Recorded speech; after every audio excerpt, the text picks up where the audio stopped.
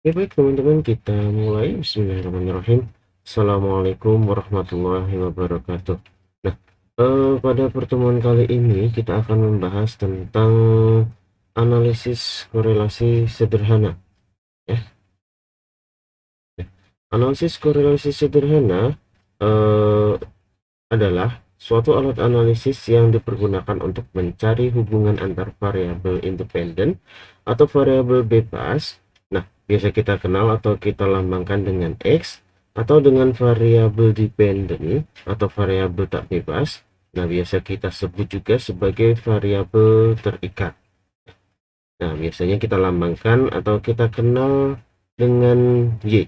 Nah, apabila beberapa variabel independen atau variabel dependen atau X dihubungkan dengan satu variabel dependen atau Y, nah maka ini disebut dengan korelasi berganda.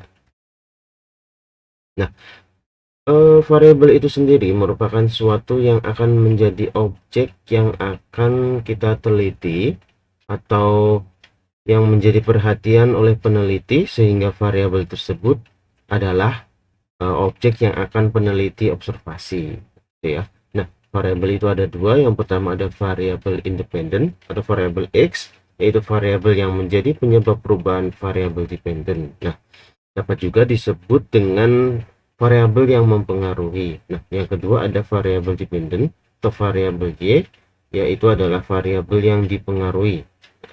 Untuk lebih mudah mengingatnya, dependen yaitu eh,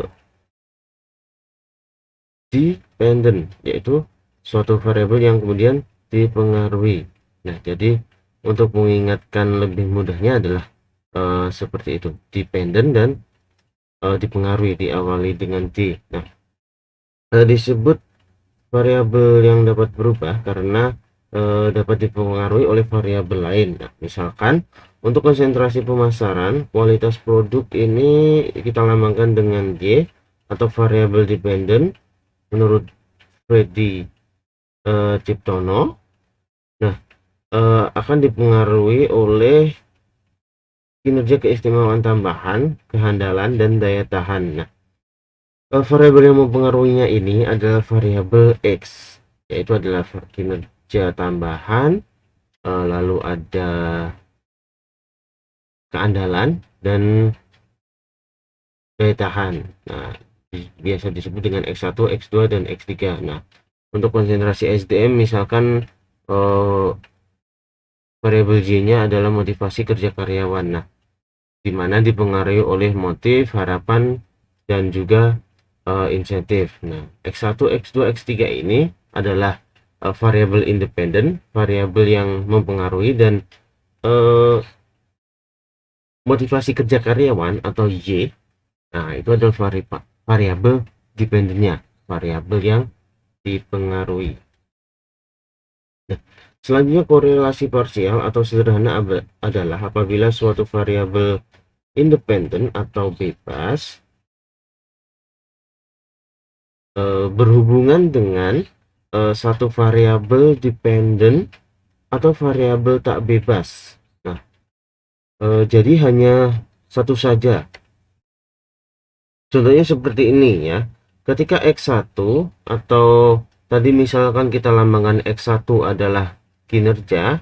Nah, ini hanya mempengaruhi satu variabel independennya saja, yaitu variabel Y atau motivasi kerja. Maka korelasi parsial atau sederhana ini dari variabel hanya satu variabel X dan hanya satu variabel Y gitu. Jadi misalkan X1 ke Y, kemudian X2 ke Y, dan kemudian X3 ke Y.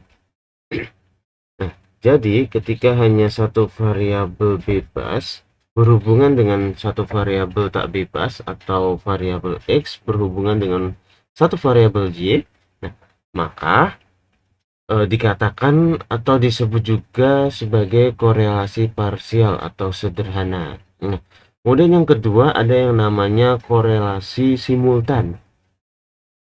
Korelasi simultan adalah Apabila beberapa variabel independen atau variabel bebas atau variabel X itu secara bersama-sama berhubungan dengan satu variabel dependen atau variabel Y.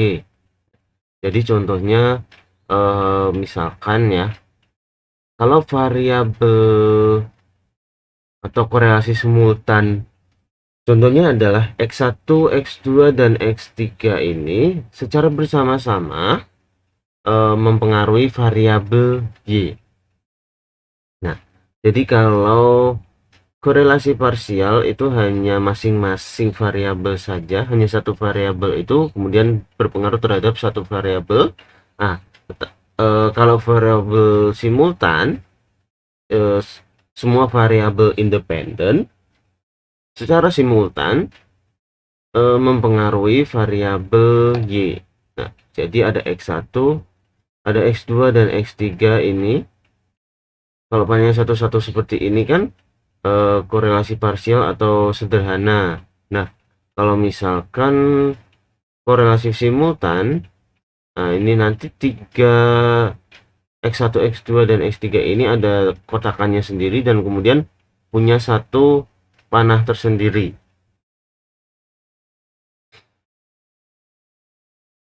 Gitu. Nah, artinya adalah variabel X1, X2, dan X3 ini memiliki hubungan atau berhubungan dengan satu variabel dependen atau variabel Y saja. Nah, kemudian yang selanjutnya adalah perbedaan korelasi dan regresi.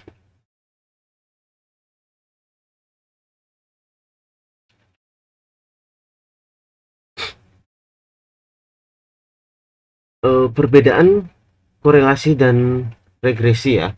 Selanjutnya, korelasi adalah metode dalam analisis data untuk mengetahui seberapa kuat hubungan ini harus digarisbawahi bahwa hubungan yang kuat itu antara variabel independen atau variabel X terhadap variabel dependen atau variabel Y-nya.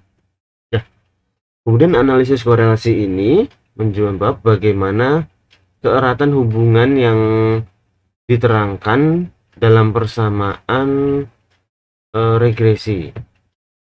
Nah, kemudian untuk regresi sendiri ini adalah metode dalam analisis data untuk mengetahui seberapa besar pengaruh antara variabel independen atau variabel X terhadap variabel dependen atau variabel Y.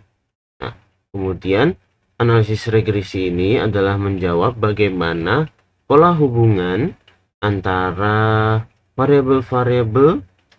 Nah, jadi kalau korelasi tadi kita bisa melihat atau membaca data itu dengan seberapa kuat sih hubungan antara X1 dan Y. Nah, kalau regresi kita membacanya adalah untuk mengetahui seberapa besar pengaruhnya. Dan korelasi ini itu juga menjawab keeratan hubungan yang diterapkan atau diterangkan dalam persamaan regresi di sini. Nah, jadi tadi itu perlu diingat kalau korelasi adalah melihat seberapa kuat hubungan antara X1 terhadap Y, kemudian X2 terhadap Y, dan seterusnya. Nah, tapi kalau regresi kita bisa mengetahui seberapa besar pengaruhnya X1 terhadap Y, kemudian X2 terhadap Y, dan juga seterusnya. Nah, ini adalah hubungan arah korelasi ketika digambarkan dalam bentuk diagram. Untuk yang pertama, ini adalah hubungan positif. Nah, hubungan positif yang menggambarkan koefisien korelasi X dan Y mempunyai hubungan positif. Nah, ini diagram pencarnya. Apabila antara variabel X dan Y terdapat hubungan, maka bentuk diagram pencarnya adalah mulus atau teratur. Seperti pada gambar ini, ini kita ketahui di gambarnya untuk diagram pencarnya bukan yang naik turun secara signifikan ya. Nah, ini titik koordinat yang hitam-hitam sebagai titik koordinatnya. Nah, ketika kita tarik garis, eh, ini masih lurus garisnya pada gambar yang hubungan positifnya. Eh, jadi garisnya itu lurus, tidak yang naik-naik, ada yang ke atas, ada yang ke bawah. Nah, artinya adalah antara variabel X dan Y itu memiliki hubungan. Nah, tetapi ketika bentuk diagram pencarian tidak teratur, maka dapat diartikan antara variabel X dan Y itu tidak memiliki korelasi. Nah, untuk yang hubungan negatif bisa dilihat nih, coefficients dari X dan Y mempunyai hubungan negatif. Nah, ini kan bisa kita lihat naik turun ya pada diagram yang hubungan negatif. Bisa diketahui dari awal itu naik, naik, naik, dan nah, tetapi pada diagram hubungan negatif ini ada fluktuatif yang naik turunnya. Nah, kemudian selanjutnya adalah hubungan eh, arah hubungan korelasi. Nah, sebagai contoh kita punya yang pertama adalah frekuensi merokok. Nah, kemudian untuk variabel dependentnya atau variabel Y-nya adalah tingkat kesehatan. Hubungan korelasinya adalah negatif. Nah, karena apa? Semakin meningkat frekuensi seseorang merokok atau frekuensi merokok seseorang itu semakin tinggi, nah, maka akan berpengaruh pada tingkat kesehatan yang semakin menurun. Jadi, tingginya frekuensi merokok seseorang akan mempengaruhi tingkat kesehatan seseorang tersebut, atau tingkat kesehatannya akan menjadi menurun. Nah, kemudian yang selanjutnya ada pada intensitas ngemil ya. Nah, variabel berat badan, maka ketika intensitas ngemil itu menjadi naik, maka berat badan juga akan ikut naik. Dan kemudian selanjutnya ada pada variabel dependen pendapatan dan variabel variabel independen, yaitu pendapatan, dan variabel dependennya adalah kejahatan, di mana ketika pendapatan seseorang itu menaik, maka dapat mengurangi tingkat kejahatan yang ada. Di sini hubungannya negatif. Kemudian selanjutnya ada variabel independen malas dan variabel dependen tingkat intelijensi. Nah, ketika tingkat kemalasan eh, seseorang itu naik atau meningkat, nah, maka akan mempengaruhi tingkat intelijensi, tingkat kecerdasan dari seseorang tersebut akan menurun. Nah, lalu selanjutnya ada gaya mengajar dosen, di mana ketika gaya mengajar dosen ini meningkat baik, nah, maka bisa memberikan motivasi belajar yang baik terhadap mahasiswa. Tuh, dan di sini didapatkan hubungannya adalah eh, positif. Tuh. Selanjutnya adalah ada analisa korelasi. Yang pertama adalah koefisien determinansi, dan yang kedua ada koefisien korelasi. Koefisien determinasi ini adalah mengukur kesesuaian garis atau kontribusi atau sumbangan regresi terhadap data yang ada di sampel. Nah, disebut juga dengan koefisien penentu dan dilambangkan dengan R squared. Kemudian ketika untuk koefisien korelasi, ini adalah mengukur keeratan hubungan antara variabel dan dilambangkan dengan R.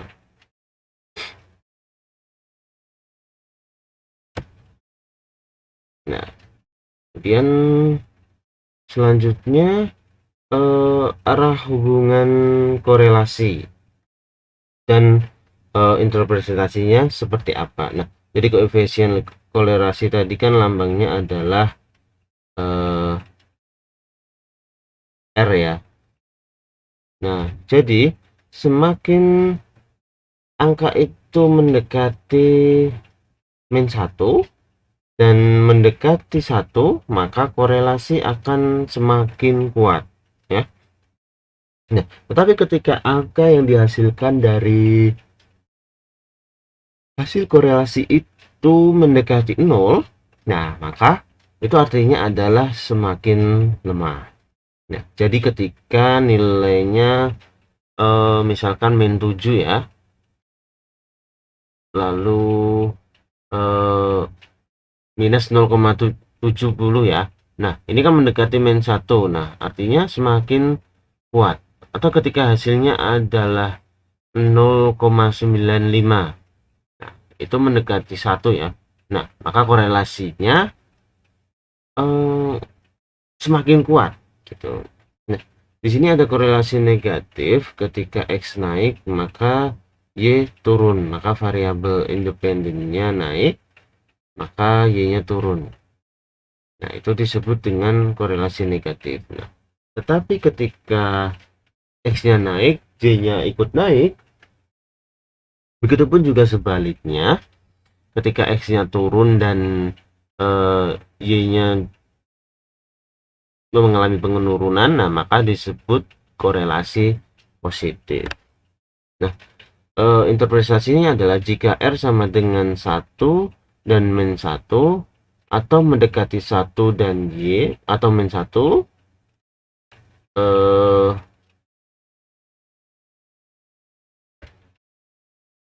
maka hubungan X dan Y sangatlah kuat, sangat kuat. Nah, jika R sama dengan 0 atau mendekati 0, maka hubungan X dan Y sangat lemah atau bisa dikatakan tidak ada hubungan. Dan jika R positif, artinya kenaikan X pada umumnya diikuti oleh kenaikan Y. Nah, itu juga dengan sebaliknya, penurunan X akan diikuti oleh penurunan Y. Nah, tapi jika R negatif atau korelasinya negatif, maka kenaikan X biasanya diikuti oleh penurunan nilai Y, atau juga sebaliknya. Seperti ini contohnya ya. Jika R 0,43 kita anggap saja nah, jika 0,43 dan dengan R-nya adalah 0 min 0,89, nah mana yang lebih kuat pengaruhnya? Nah, tentu pengaruhnya akan lebih kuat 0,89. Nah, karena 0,89 ini arahnya lebih mendekati ke min 1. Nah, ini selanjutnya ini ada rumus koefisien korelasi, di mana rumusnya adalah R sama dengan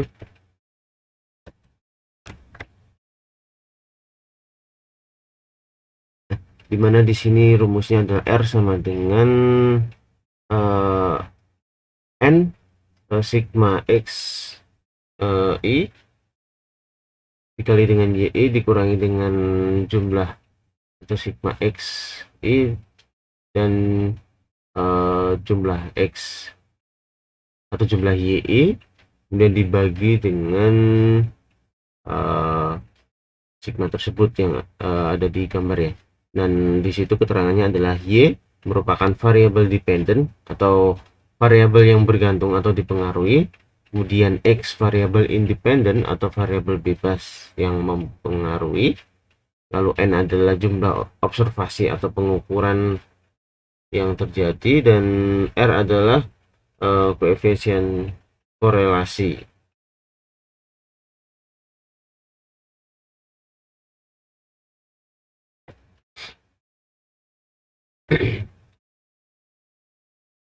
Itu.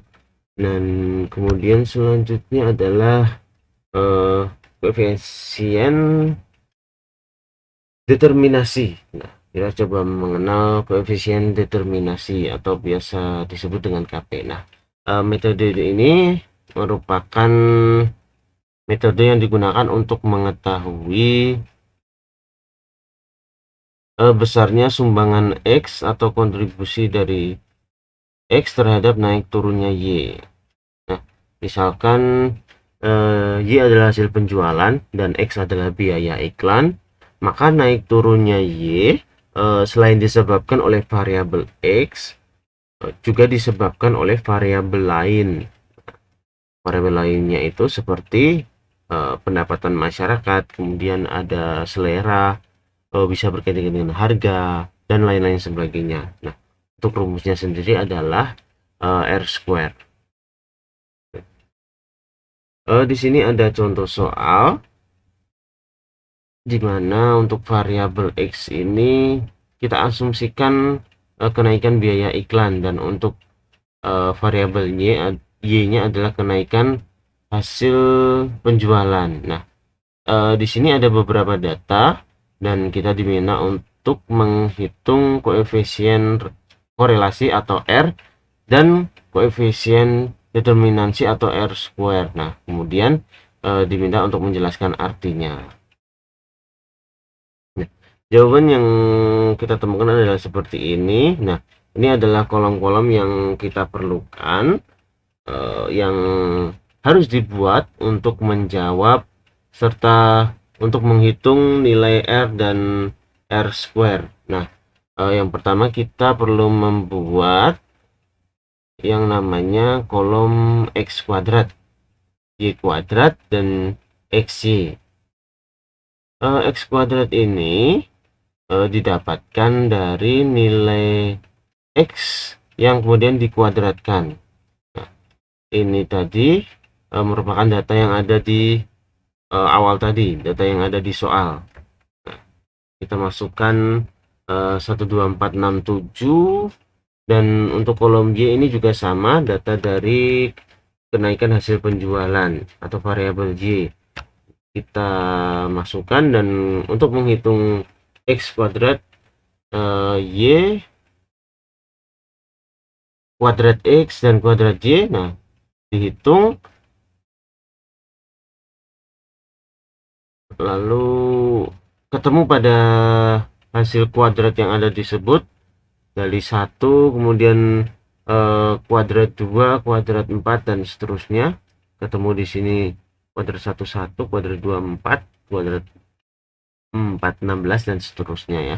Begitu juga dengan di kolom yang Y, dikuadratkan semua. 3 kuadrat 9, 5 kuadrat 25, dan seterusnya. Nah, baru kita bikin kolom X kali Y atau XY. 1 dikali 3, nah maka 3, lalu 2 dikali 5, 10, 4 dikali 7, 28, dan seterusnya. Nah, ketika kita sudah selesai membuat kolom-kolom ini, baru kita jumlahkan semuanya. Kita buat sigmanya atau jumlahnya. Sigma X di sini diketahui adalah 20. Lalu sigma Y 33 dari jumlah data ini. Lalu seterusnya kita jumlah semuanya.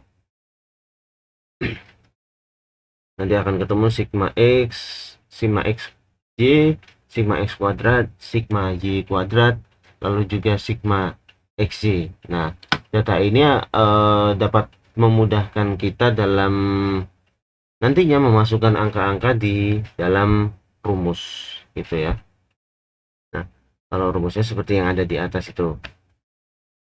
Nah, rumusnya tadi adalah R sama dengan N kali sigma XY. Nah, kita lihat ya. sigma X-nya adalah 159 sigma X-nya ya.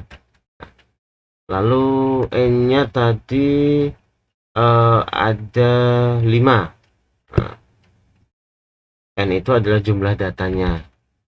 Nah, berarti 5 dikali 159 dikurangi sigma X dikali sigma Y. Sigma X tadi 20 dan sigma Y-nya 33. Kita masukkan di dalam rumus. Lalu dibagi dengan akar N. N-nya tadi 5 ya, kita ketahui. Kemudian sigma X kuadrat. Sigma X kuadrat adalah 106 ya. Kita masukkan. Nah, sudah sesuai. Jadi 5 dikali 106 dikurangi dengan sigma X dikuadratkan. Jadi sigma X baru dikuadratkan, lalu dikali dengan N-nya tadi 5. Sigma Y kuadrat kita lihat yaitu adalah 247. Nah, dikali dengan 247 dan dikurangi sigma Y yang dikuadratkan. Nah, di sini hasilnya bisa dihitung sendiri prosesnya. Nah, ketika mengerjakan proses-proses ini harus diikuti ya, sesuai dengan yang ada di sini.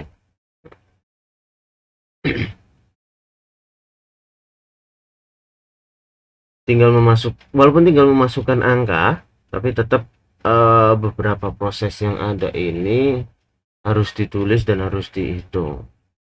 Nah, di sini diperoleh nilai R sama dengan 0,98.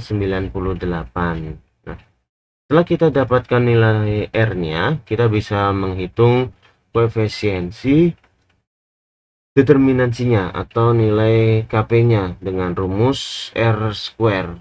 Nah, jadi 0,98 dikuadratkan hasilnya adalah 0,96. Maka nilai R square-nya adalah 0,96. Nah, untuk nilai